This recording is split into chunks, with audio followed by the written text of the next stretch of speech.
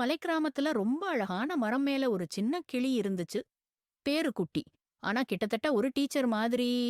ஏன் தெரியுமா? பள்ளிக்கு போக முடியாததால பள்ளி பக்கத்துல இருந்த மரத்துல கம்பி போட்டு தினம் தினம் டீச்சர் சொல்லறதையெல்லாம் கேட்டுக்கிட்டு இருக்கும். குழந்தைகள் எல்லாம் இந்த கிளி ஏன் இவ்ளோ சீரியஸா படிக்குதுன்னு சிரிச்சாலும் குட்டி குமுறலே இல்லாம கவனமா கேட்டுக்கிட்டே இருந்துச்சு.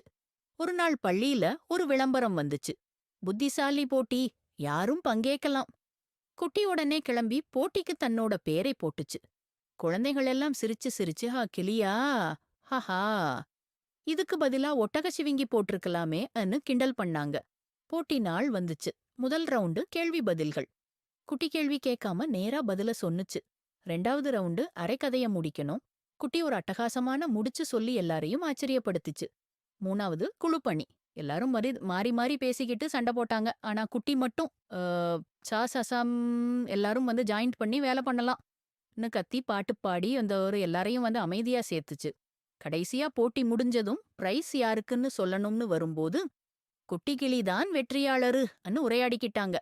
அதுக்கப்புறம் கிராமமே குட்டி கிளிய குருவி குருவியா பார்த்துச்சு. சின்னதா இருந்தாலும் சூரியன் மாதிரி தெரிய ஆரம்பிச்சுது.